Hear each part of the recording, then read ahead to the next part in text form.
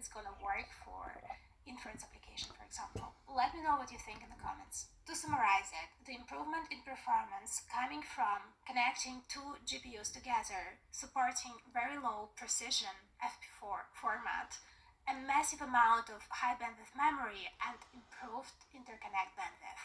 As simple as that.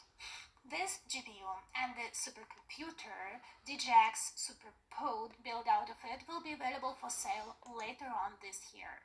In one of the interviews, Jensen Huang said that they're gonna price it somewhere in between $30,000 to $40,000, and I have many doubts about this. First of all, since the H100 was selling for about $40,000 last year, so Blackwell is likely to be priced higher than that. For now, I'm really looking forward to see the real-world benchmarks. We are discussing different AI chips today, but just to give you a feeling of how high is demand for AI infrastructure is, there is a recent quote from TSMC founder Morris Chang. Regarding the demand for AI chips, he says, "We are not talking about tens or hundreds of thousands of wafers, but instead building 3, 5, or 10 fabs. But we need bigger GPUs."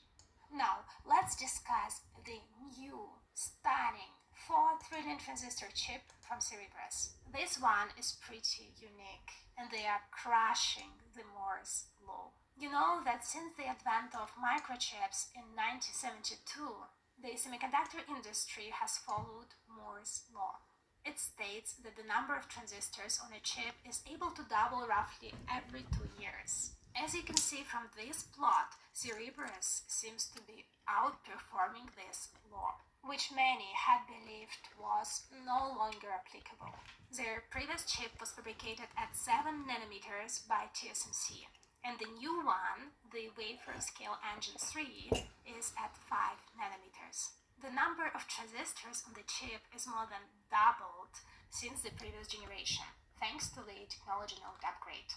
But as we know, a huge success of this chip is a success by TSMC, which is able to fabricate such a gigantic chip at 5 nanometers with a high yield. One of the reasons why Keyywords was successful over the last years is that they were doing things differently than others. While a silicon wafer can typically accommodate many chips, and that's what typically AMD, Nvidia, and Intel are doing. They are cutting such a 300mm wafer or 12-inch wafer into, let's say, 65 GPUs. While Keyywords takes this wafer and makes a single giant chip out of it. To give you a feeling of the scale of this is the new Keyywords chip next to the Nvidia H100 GPU. It's 56 times larger than Nvidia H100.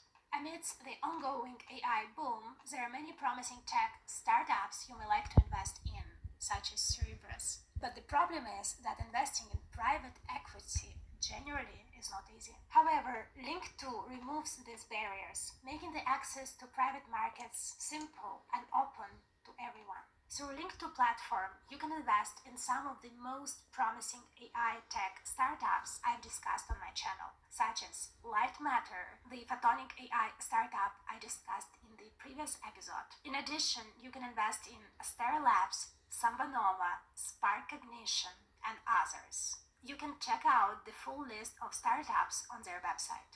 If you are interested in investing in the future of artificial intelligence, consider starting your private equity portfolio today using the link below.